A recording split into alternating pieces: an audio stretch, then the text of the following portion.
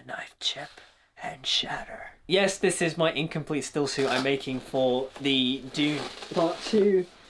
My screening for Dune Part 2, this is my costume I'm making. I haven't painted it, I haven't completed the suit yet, but we're getting there. Hopefully I get it done for premiere day. So today, in anticipation for Dune Part 2, we are going to be looking at Denis Villeneuve's Dune 2021, Dune Part 1, whatever you want to call it. This film is great. I love it. Though, that being said, I remember when I left the cinema, when I first saw it back in 2021, I loved this film. Like, I thought it was an absolute masterpiece. I thought, oh my god, this is one of the best cinema experiences I've ever had. When I left the cinema, I was shaking. I loved it. I was so excited. I thought Denis brought the vision of the world to life so perfectly. Everybody involved just really brought the book to life. I thought the performances were great. I thought the film overall was just stunning, and I loved it. And I still do. But throughout the years, the more the film has marinated, the more I have watched this film over and over again. I mean, I've watched this film so many times. Like, this film is one of my comfort films. I just put it on. It's such a vibe. But the more I've watched it, the more it has gone down in terms of me thinking it's a masterpiece. I think it's a very, very, very, very good film, but I don't think it was perfect. When I first saw it, I thought it was, like, perfect. Part 2, on the other hand, Part 2 looks perfect. But no, that's enough preamble. Let's just get straight into this. I'm excited. I love this film. And yeah, we'll get into it. We'll talk about the problems and stuff and the nitpicks, blah, blah, blah. We'll get into it. Anyways, I'm rambling now. Let's go. Bum, bum, bum. That's one of the reasons why I love Denis' vision for this. Like, who out of nowhere, when reading Dune, was just like, yeah, this is what this film needs. Denis' weird Sardaukar speaking language. It's so good. It's so unique. This film revolutionized sound design.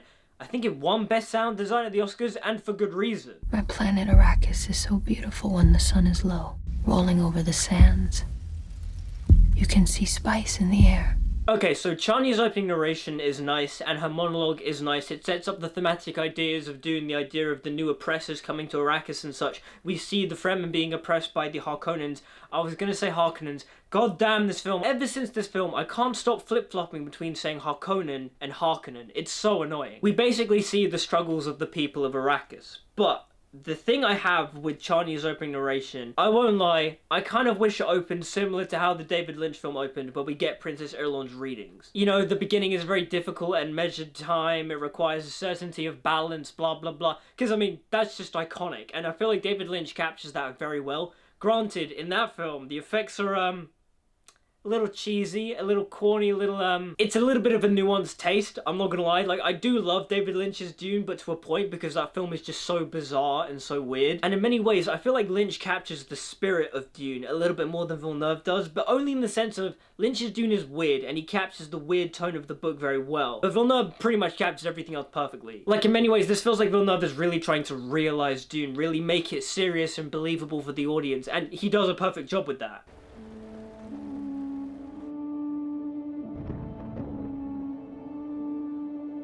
Now, although this film doesn't include Irulan's teachings of Muad'Dib and such, I do like how the film kind of splices in the details of her teachings and histories of Muad'Dib into these titles here. The fact that it says the year 10191 and the idea of Caladan being the homeworld of House Atreides and such. You know, if you want to understand the histories and teachings of Muad'Dib, know that you know his places of his homeworld Caladan in the year 10191 and such. Like, the film does that in a very subtle way, and I appreciate that. Also, I love the design of the glow globes. I think it's really cool. I like how they are just kind of like hovering, because in the books, when the glow globes are described, it's like, what is that? I like Villeneuve's interpretation of it. Honestly, that shot of Timothée Chalamet, not only is it just beautifully shot by Greg Fraser, but you look at that. That is Paul Atreides. Like, who else do you get to... I can't see anybody else in the role to play Paul Atreides. Timothée Chalamet is perfect casting. You know, he looks like Carl MacLachlan, but he also has that kind of wiry physique that Paul is described to have in the book. Like, you look at him, that is Paul Atreides. Mom, I just woke up. Mom, I just woke up. The thing about this scene that I really like is the details. Not only do you get the portrait of the old Duke, not only do you get the statue of the old Duke fighting the bulls and such, but also the fact that the film is having Jessica teach Paul about the ways of the Bene Gesserit. Her teaching him to use the voice and such. Those details are things that are referenced in the book, but are not shown, and I like how Villeneuve and his writing team really bring that to the screen. Give me water. I'll talk about it a little bit more, but I love the way the voice sounds and works in this film. When you're in the cinema, specifically when you listen to it in Dolby Atmos, or you see the film in IMAX, That thing rumbles, it gets into your bones, the sound design. This is what cinema is supposed to be. Again, just these shots of Paul learning and thinking, they're so good. You look at these shots, and as a fan of the book, you go, that's Paul Atreides. And to an outsider, you understand everything that Paul Atreides is about just from these shots. The filmmaking in this film is so economical. Denis, mon ami, you are a maestro, master. The scale of this scene is great too. The spaceships, the overall color palette of Caladan is so nice. The Atreides uniform, the design of the Imperials and also of the Space Guild Navigators, or like members of the Guild Navigators and such. The designs are so good, the costuming is so amazing. It all just feels tangible and real and lived in. There's a reason why this stands out and is more memorable than say something like Rebel Moon, where that just looks really artificial and generic, where this feels real, this feels lived in. This really feels like thought has been put into this. House Atreides shall immediately take control of Arrakis and serve as its steward. The Herald of the Change is awesome. I love this actor. I think he's really great. Also, this is just backstory. None of this stuff is in the book, but I like the way the film interprets this and really makes it grand and epic. It makes you understand the idea of where House Atreides stands in the Imperium, but also their sense of pride, their proud ownership. You really feel and understand the integrity of House Atreides. There is no call we do not answer. There is no faith that we betray. I love the way Oscar Isaac delivers this. Okay, if fascism is so bad, why does it look so cool? I'm joking, I have to emphasize, I'm joking when I say that. Oh hey look, it's the ducal signet ring. Whoa, what is what? You may address me as my duke, my lord, or sire. Again, Villeneuve does so much with characters just looking at one another. You understand the dynamics immediately, where Guy's Helmerheimer's looking at Jessica and then looking at Paul, and Jessica's just like, yeah, I was supposed to have buried a daughter, whoopsie. It's stuff that gets explained later on in the film, but Villeneuve describes it really well just with visual imagery. That's great filmmaking. Hey, Paul, my boy. I really like what this film does with Duncan Idaho, in the sense of that in the book, Duncan's not really there. Duncan's just like in the background. He's mentioned here and there. He has things said about him, like how he is one of the greatest sword masters in the Imperium, how he's one of Paul's like, teachers, and Paul sees him as kind of like a brother. But you don't really see that in the book. Paul, for the most part in the book, spends most of his time with Gurney. So, in the film, I like that they change Duncan's role and make him more of an older brother to Paul. It really demonstrates and shows how much Paul respects him. And when we get to later things and stuff happens with Duncan, I feel like as an audience, will buy it more than, say, in the books. I've been having dreams. About a girl on Arrakis. About Arrakis and the Fremen. Okay, so the reason why I confuse that line so much is because in the trailers, it's just, Duncan, I've been having dreams about a girl on Arrakis, and in the film it's just about Arrakis and the Fremen. And I used to watch that trailer so many times, so when I actually see it in the film, like, it confuses my brain a bit. I'm just like, wait, no, it's supposed to be, Arrakis and the Fremen, not about a girl on Arrakis and such. I saw you lying dead, fallen in battle. Felt like if I had been there, you'd be alive. But Paul, you were there. Oh, that's what I love. I love the writing and the way they describe Duncan's death in this, or at least Paul's premonition of Duncan's death, because you don't see Duncan's body, but Villeneuve and Greg Fraser do such a good job at illustrating, just with a single image of a beetle, that when you see this beetle, this is where Duncan's going to die. The foreshadowing is so good. And grandfather fought bulls for sport. Yes. Look where that got him. Look at Paul forcefully stomping on the ground like a bratty teen. Your grandfather said, a great man doesn't seek to lead, he's called to it. And he answers, and if your answer is no, you'll still be the only thing I ever needed you to be, my son. Can you let her be my father, goddamn? Don't stand with your back to the door. Okay, so there's a lot to talk about in the training scene between Paul and Gurney, because there's a lot going on. As an overall scene, it's great. As an overall fight scene, it's great, and I love the choreography. But in terms of it being an adaptation of the scene from the book, it's much more serious. It's much more severe. I love Gurney playfully slapping Paul in the arse. I think that's a really cool detail. I think it's really fun. It really establishes their dynamic straight away. I really love the way the film subtly demonstrates the idea of the slow blade penetrating the shield and such. Okay, I say that, they established that rule, but you watch every fight scene from here on out, and there is no slow blades going through these shields. They're just hacking and slashing at full speed, so, I mean, at least there's like an idea of an illusion of the slow blade penetrating the shield, but yeah, it doesn't really work in terms of the choreography. I really like how Villeneuve just lingers on shots. We get to see the choreography play out. It's not just cut, cut, cut, cut. It's like you see them do at least like 3 or 4 moves and then it cuts. We cut to the wider shots and we see the full choreography on display. And then as the fight progresses, we see the camera move a little bit more, but it's not like shaky camera stuff. It's just slowly moving back. It's letting the audience see the action play out, and we're following the movements of the characters, and then boom, we see all the choreography, we cut to the larger shot, the fight ends. It's not all like shaky cam, cut, cut, cut, cut, cut. It's very purposeful, it's very specific. I will look down, my lord.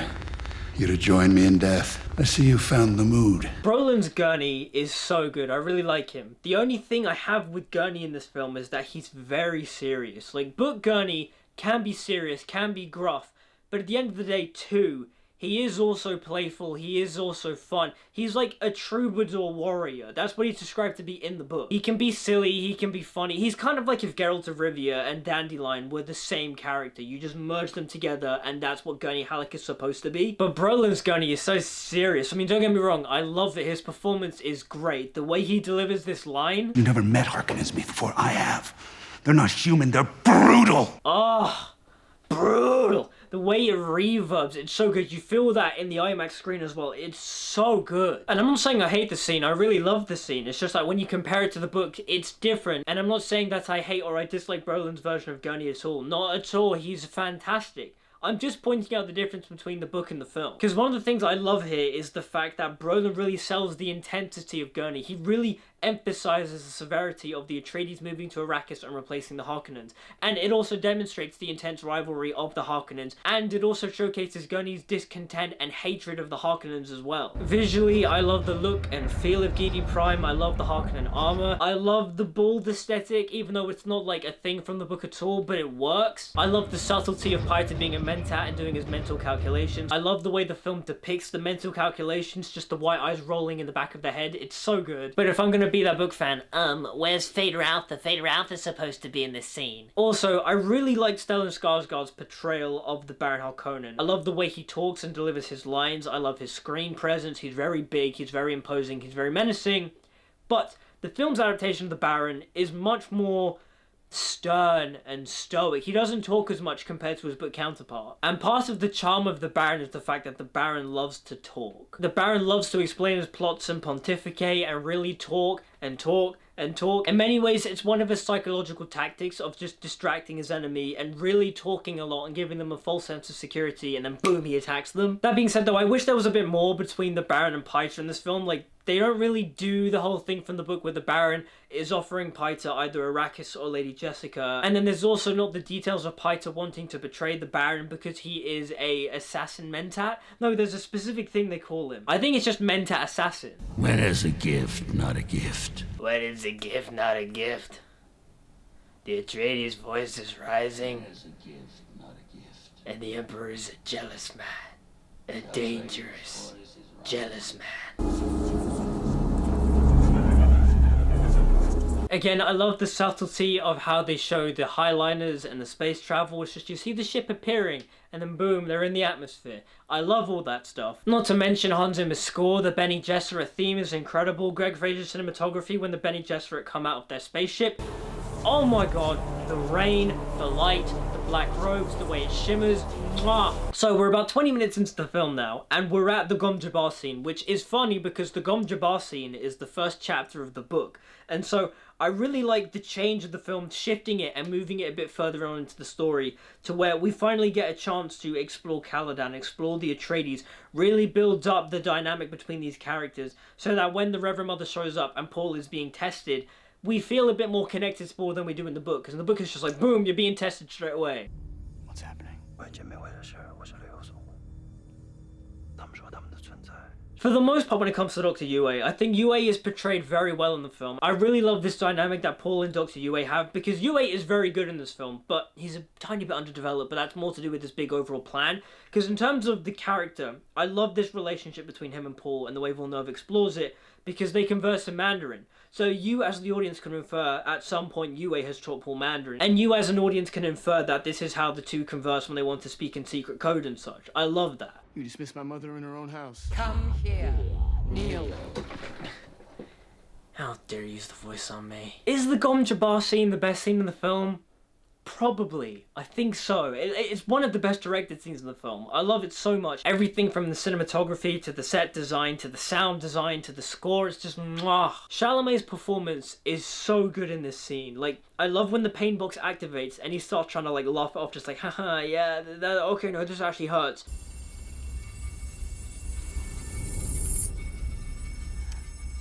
Oh. And then the more the scene progresses, you really feel his pain, and he's just like kind of losing control a bit. You see the pain and effort in his face.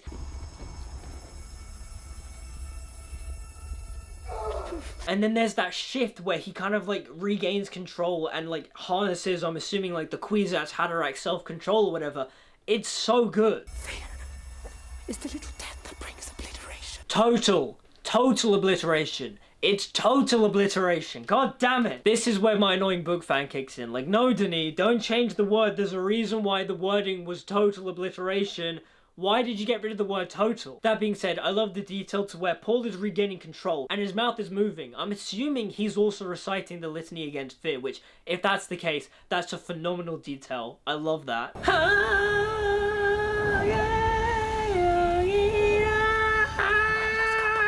So, although I said I love the David Lynch film, I love it because it's so silly, stupid, and weird. But in terms of being the better adaptation, this film blows that film out of the water, purely for the fact that Villeneuve understands Dune. But there's more to it.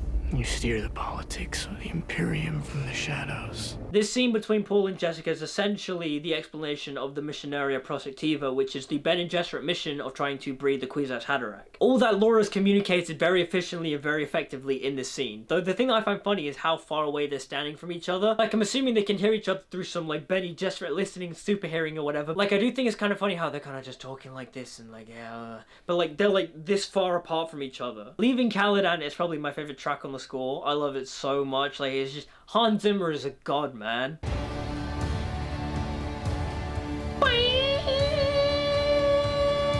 Okay, let's stop being weird and actually analyze this scene, because there's a reason why I love Leaving Caladan so much. And it's because this part is essentially Binary Sunset from Star Wars, but for Dune. Now, George Lucas has said that Star Wars is heavily inspired and based on Dune. And so I love the fact that Villeneuve just went, okay, if Dune is going to be stolen by Star Wars, I'm going to steal Star Wars and put it in Dune. And so this scene is essentially Paul's Binary Sunset. My lungs taste the air of time, bone past fallen sand. I love the way the film adapts Gurney's kind of like religious takes. He's always reading the OC Catholic Bible and is always saying these like passages because that's what he does in the book. Like, again, it's just nice to see book things in the film. Honestly, one of the best feelings is when someone is adapting a book or a story and you know they love it so much that they can't help but reference these things. Like, that's how you know Villeneuve loves this book so much. He's read it so many times, he wants to include it in the film. Again, if fascism is so bad, why does it look so cool? I'm joking. If there's something I'm gonna lob as a criticism about Paul in this film, is that I feel like Paul for the first half an hour feels very flat. And I feel like it's not until he arrives on Arrakis to where we get more of his wide-eyed youthful innocence, because I feel like that's a tiny bit lost in the beginning of the film. Lisan al-Gaib! Lisan al-Gaib! Susu. No, wait, no, that's something else from the book. That's like a water chant from the Fremen or something. Atreides! Again, if fascism is so bad, why does it look so cool? I'm joking. That means the Bene Gesserit have been at work here. Planting superstitions. Preparing the way, Paul. They see you.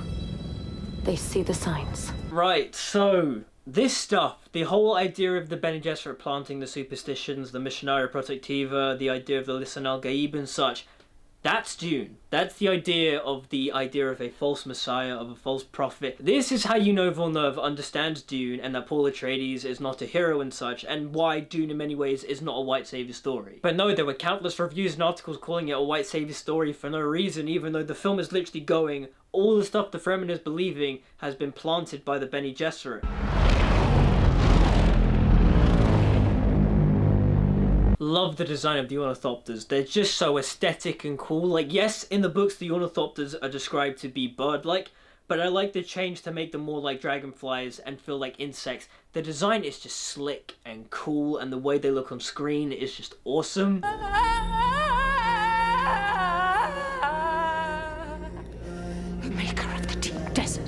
When you have lived with prophecy for so long, the moment of revelation is a shock.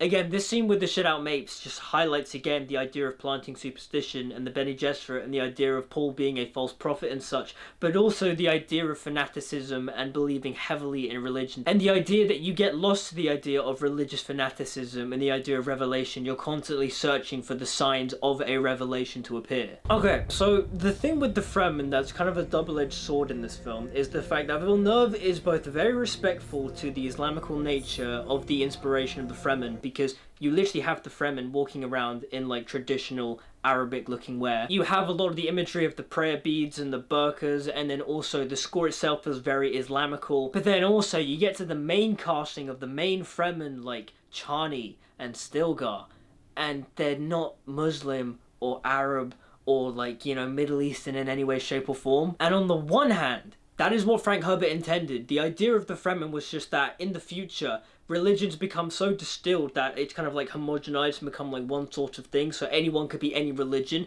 which in many ways is a very forward-thinking and very progressive idea. But then when you think about it in terms of the modern day context, in terms of Hollywood and how they want to be more representational of the greater world and such, this is a problem, because you should be hiring more Middle Eastern, North African actors for these roles. Like, don't get me wrong, I love Javier Bardem as Stilgar, but the man isn't Arab, but they purposefully dress him up to look Arab in this. I also like the way they changed the date palm scene, because in the book it's Jessica that is talking to the Fremen about the date palms. But I like how the way the film changes that and makes Paul the one that's the center of the scene, because again, it adds to the wide-eyed youth really experiencing and learning about the culture of the Fremen and of Arrakis. I also quite like the way Villeneuve is able to do the hunter-seeker scene, add in the tension without having to add in the monologues, because one of the things that is like a double-edged sword to the David Lynch film is the internal monologues, because I feel like on concept and on principle, I get what Lynch was going for. Because when you read the Dune book, there is just constant inner monologues like on every page, and I do like that.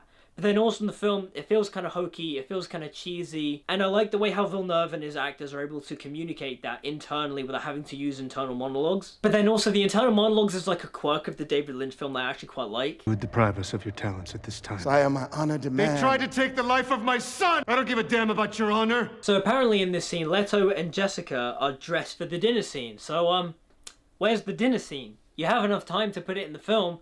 Where's the dinner scene? Like, I'm not offended like some book fans are that they cut the dinner scene again, because in the book, the idea of the dinner scene is essentially just how the people of Arrakis feel about the Atreides, how the Landsraad feels about House Atreides, how the Atreides are moving to Arrakis to change it in some ways, and how they also have to kind of like play nice to the other houses that live in Arrakis. Like, there's a daughter from one of the houses that is like a water merchant or something that's trying to seduce Paul. There's a lot of games, there's a lot of plots within plots within plots and such. Like, that's the whole idea of Dune, is the idea of like plots and scheming. They tried to take the life of my son! I think it's so funny how Oscar Isaac is both Poe Dameron and also Duke Leto Atreides. Like, it just doesn't make sense to me, like, that's the same person. Like, it's so weird. I love Oscar Isaac. He's so good, and he's so good in this film.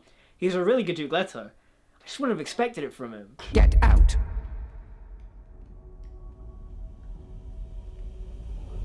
It understands. Okay, so this creature here, we got the Dune fan theorists that are saying that it is Dr. Yue's wife.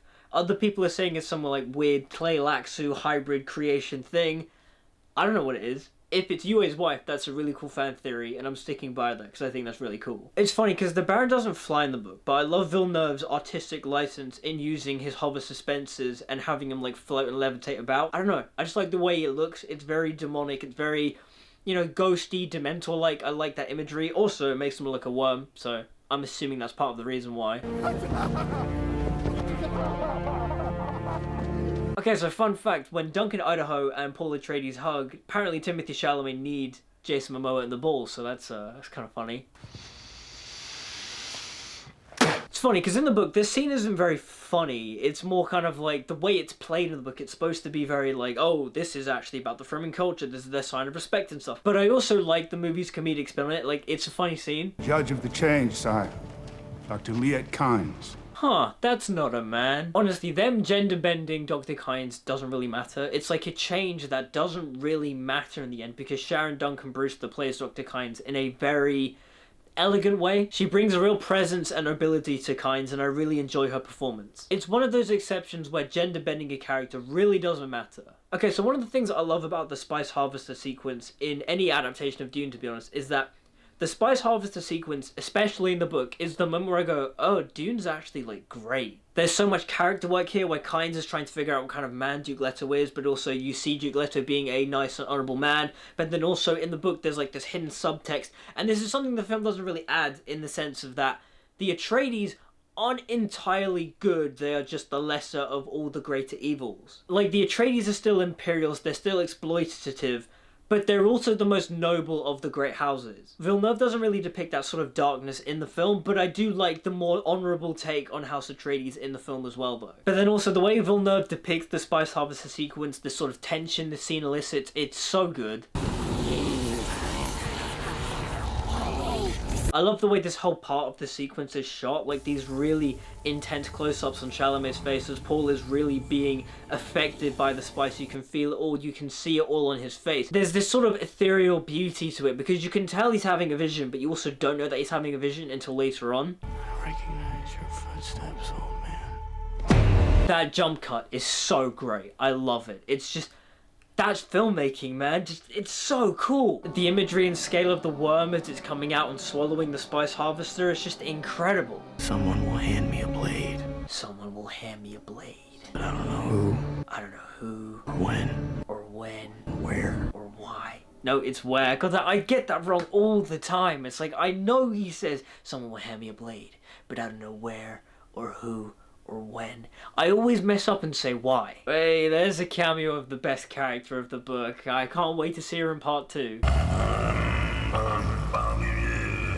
I love the look of Salusa Secundus, though realistically, the scene is just there to go, hey look, the Harkonnens and the Sardaukar are teaming up to take on the Atreides because the Emperor is going to betray the Atreides. Like, yeah, it's a fine scene. We don't really need to be there either, but I like its inclusion in the film, mainly for the Sardaukar throat singing, because it's just cool. I've seen Dune fans complain about Jessica showing emotion. They're just like, why is she showing emotion? She's not supposed to. But I actually like the Villeneuve shows Jessica breaking down and then controlling herself, because in many ways it allows us, the audience, to empathize with her, but also understand that she is feeling all these feelings that she's supposed to be feeling. She's just holding them back.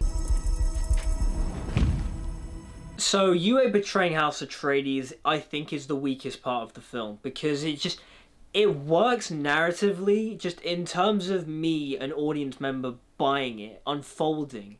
It doesn't unfold really organically in the film. It kind of comes out of nowhere. Like, Yue explains it and justifies it, and it's everything that's said and done in the book.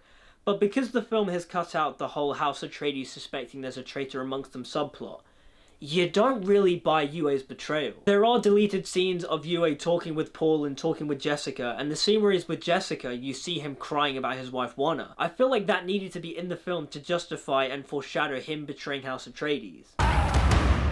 With me! Bye, Gunny. I'll see you in part 2. I'm going to replace your back tooth. But remember, the tooth. The tooth. I love the imagery of the burning of the date palm trees, purely for the fact that it's Villeneuve illustrating the Harkonnens' lack of respect and the idea of the Harkonnens just being incredibly destructive. And at the end of the day, the Harkonnens are horrible for Arrakis. They hate Arrakis. They hate what it stands for. They hate the Fremen. It's a very strong and powerful image. You know, it took me a couple of watches to realize this, but the Baron actually full-on decapitates Yue. Like, I never noticed that. I just thought he cut his throat and then dropped into the ground. I didn't realize he decapitated him. That's really cool. Okay, so the Baron putting on his shield to avoid the poison is something I both like and dislike, because it makes sense that he would put on his shield, but then it also does beg the question as to why even bother having him do that, because he's completely fine by the end. He doesn't get scarred, he doesn't get physically damaged. He just puts his shield on and he's fine. Okay, you know how I was debating on whether or not the Gom Jabbar scene is the best scene in the film? It may be the best scene in the film, but my personal favourite scene in the film is Paul's vision. I love it so much. The whole Holy War thing, mwah.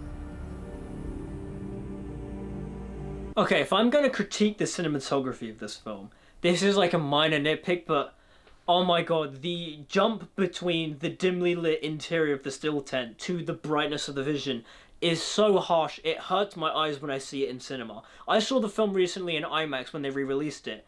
Oh my god, it was so bright. And I both love that because of the juxtaposition, but I also hate it because it hurt my eyes so much.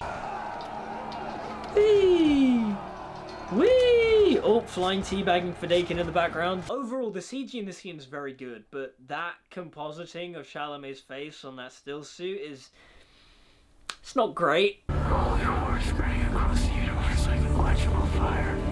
That might be one of the hardest lines in, like, all of fiction. Like, it's not in the book. It's like, this whole monologue Paul has about the holy war spreading across the universe like unquenchable fire, a warrior religion. That's from the book, but it's repurposed to make it a more tragic monologue. But just, I love the way it's phrased. It's such a hard line. More deep! Somebody help me, please. Funny, that's me when I'm left with my thoughts for too long. It's coming. I see the holy war spreading across the universe like unquenchable fire. A warrior religion that waves the Atreides banner in my father's name. Fanatical legions worshipping at the shrine of my father's skull. A war in my name. Everyone shouting my name. Love it. I love Chalamet's performance in this scene. It's so good. Get off me! Do you know what I love about that there? It's the fact that it's a subtle payoff to Paul learning to use the voice. Like, he just does it. It's something you don't even really pay attention to. He tells Jessica to get off him, and she does. He literally uses the voice, and it's such a subtle payoff. So good. Hey look, it's Muad'Dib! Again, like I said earlier, one of the things I love is how Villeneuve is so subtle, and he's really trusting the audience here, where he's just going, hey, look at this beetle, Duncan's going to die now. Bye, Duncan. See you in...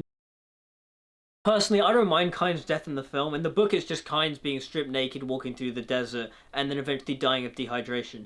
I don't mind the more action-packed death of, you know, she's going to summon the sandworm and then is going to get swallowed and kill a bunch of Sardaukar. I think it's fine. And I think the reason why they changed it was purely for the fact that in the book, that scene is so in Kyne's head that you don't really need Kyne's walking through the desert. It's like, oh, father, I'm going to cure Arrakis and heal it and blah, blah, blah. We're going to add water to the planet and that. You don't need that. The mystery of life isn't a problem to solve, but a reality to experience. Hey, it's one of the famous lines from the book. Again, you know Villeneuve's a fan because he put it in the film. But also, I love how this whole vision sequence of Jamis being Paul's friend is really good representation of Paul's prescient power, because Paul can see the future, but it's not the true future. It always changes and shifts, and so in this vision, Jamis is Paul's friend. So later on when Paul says he was a friend of Jamis, it makes sense. But also, in an alternate timeline, an alternate pathway, if things had gone on a much better path, Paul and Jamis would have become friends. Send word to Katie Prime to begin selling our spice reserves. You know, I feel like we needed a Fade Router tease, but not like a really overt, explicit Marvel end credits scene of like, oh, we need Fade Router to actually appear.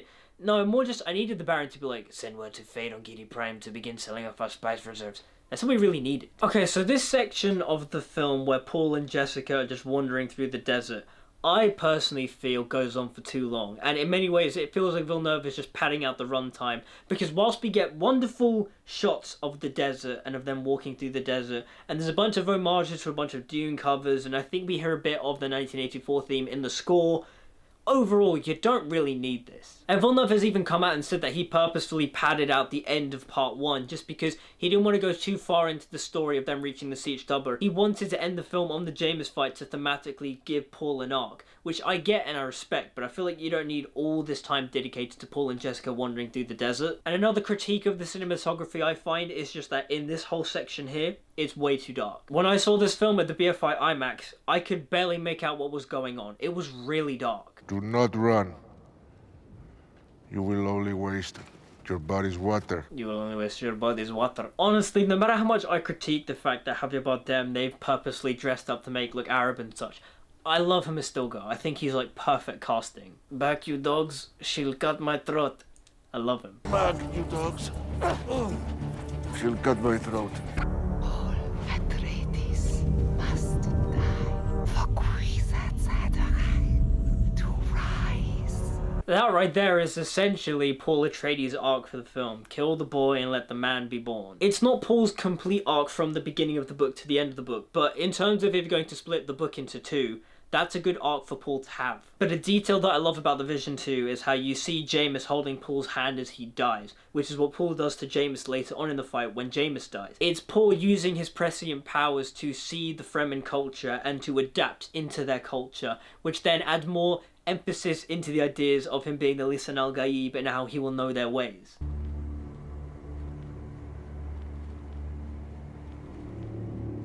Okay, so I've gone on about Villeneuve being incredibly subtle. This is the one point in the film where he's just being unsubtle for the sake of it. Like, I don't know why they add in that insert shot of the knife, because we've seen it several times, and we know that Paul has said earlier that someone will hand him a blade.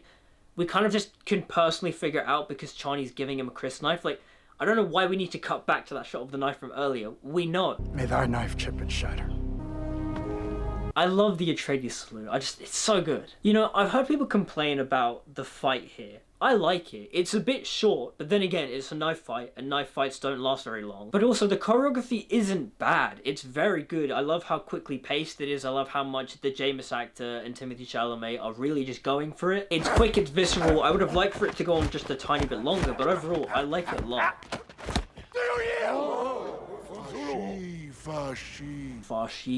Fashi. But also, I love the fact that Paul is so hesitant to kill Jamis, because in the book, the whole point as to why Paul is like kind of toying with Jamis is the fact that Paul is so used to fighting with a shield that when he's fighting hand to hand without a shield, he's fighting in a way that the Fremen think is him toying with, you know, Jamis, but he's not actually doing that. The Fremen just think Paul is toying with Jamis, but he's not. He's just fighting in a way that he's not accustomed to. But I like how the film changes it and makes him more hesitant to kill, because again, his whole character arc is to kill the boy and let the man be born.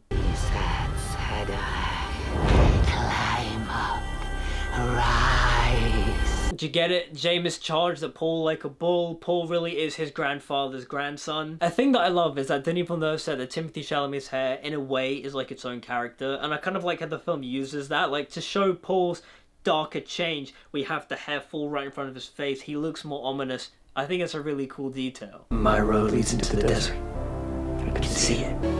This is only the beginning. Zendaya looks really pretty there. Demi, no! Paul, no! No! We all know that smile. We know what that means. Oh no. You know, the ending to the film works fine, but there's something about the way it's paced that just feels really rushed. Like, that last shot doesn't feel like a last shot. And in earlier drafts of the script and in earlier edits of the film, it was supposed to end a bit later on in the story, so it's a bit weird. Like, I still like the ending and I still think it works perfectly fine. I just think that there is something off with the ending. But honestly though, I am so excited for Dune Part 2. I love Part 1. I'd love to see both films back to back and see how they play together. But also, I want an extended cut for Part 1. There are scenes that need to be in the film, but Denis Villeneuve, mon ami, he's so adamant that he doesn't like deleted scenes, he doesn't like extended cuts, he thinks the film is complete as is. I get it, but I don't get it too. Like, come on, just release the scenes. And honestly, whilst I have nitpicks here and there, I absolutely love and adore this film. It's like a comfort film. I adore it. Just, this film was such an experience and means so much to me. I can't wait to see Part 2. I can't wait to see Part 3 if it gets greenlit. It's gonna be great. Denis Villeneuve's vision for this world is fantastic, and it's nice to see this kind of film actually come out in my lifetime. I will say this film is akin to the Lord of the Rings trilogy. The way it's made, the amount of passion, love, and care that is put into this film, it's the same amount of love, passion, and care Peter Jackson puts into the Lord of the Rings trilogy. And I'm just so glad to be alive to actually live and experience this, because it's so great to see. This is what cinema needs right now. But those are my thoughts on Dune, Dune Part 1, Dune 2021, whatever you want to call it. Let me know what you guys think about the film in the comments down below. Like, subscribe, follow on social media, all the good stuff. Until we meet again, I'll see you guys next time.